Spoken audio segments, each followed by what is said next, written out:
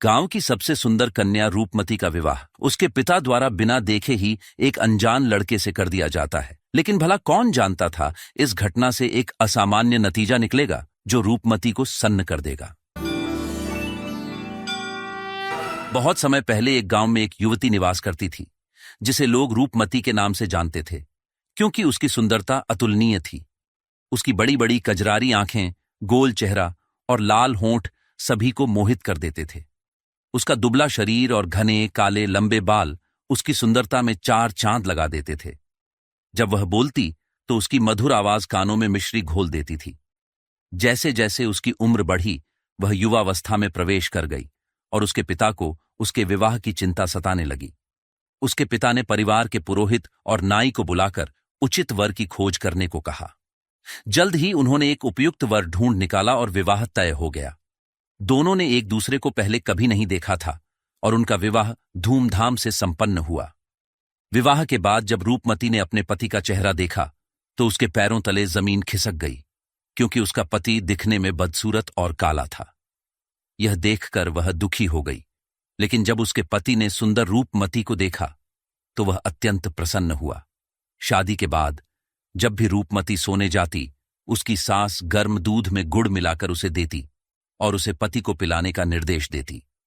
रूपमती दूध से भरा कटोरा लेकर पति के सामने खड़ी हो जाती और पति उसके हाथ से कटोरा लेकर दूध पी लेता। यह क्रिया नित्य दोहराई जाती।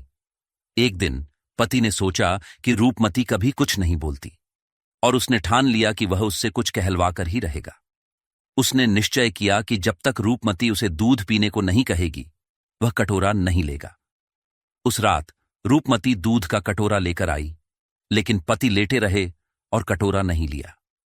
रूपमती हाथ में कटोरा लेकर खड़ी रही और रात बीतती गई। अंततः सवेरा हो गया। तब पति ने सोचा कि उसकी जिद के कारण रूपमती पूरी रात खड़ी रही, जिससे उसे कितनी तकलीफ हुई होगी।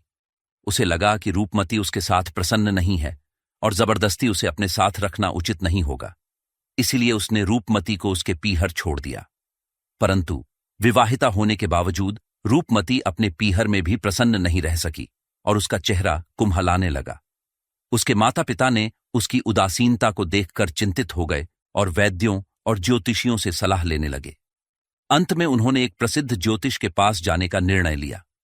ज्योतिष ने रूपमती के हाथ की रेखाओं का अवलोकन किया और उसके रंग रूप तथा चाल ढाल को ध्यान से देखा।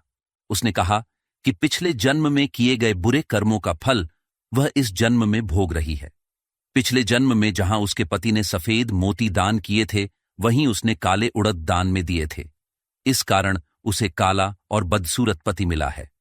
ज्योतिष ने सलाह दी कि उसे अपने पति के घर लौट जाना चाहिए और भाग्य द्वारा दिए गए परिस्थितियों में संतोष करना चाहिए। उसे भविष्य में अच्छे कर्म करने चाहिए ताकि अगला जन्म बेहतर हो सके।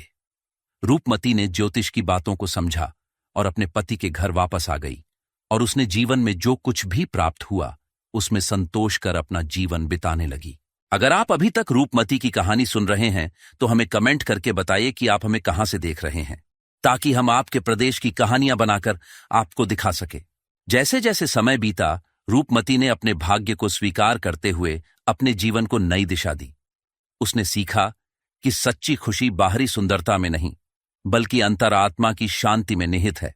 उसने अपने पति के साथ मिलकर एक सार्थक जीवन व्यतीत करने का प्रयास किया और धीरे धीरे उसे अपने पति की सादगी और सच्चाई का मूल्य समझ में आया। रूपमती की कहानी हमें यह सिखाती है कि जीवन में संतोष और स्वीकार्यता ही वास्तविक सुख की कुंजी है।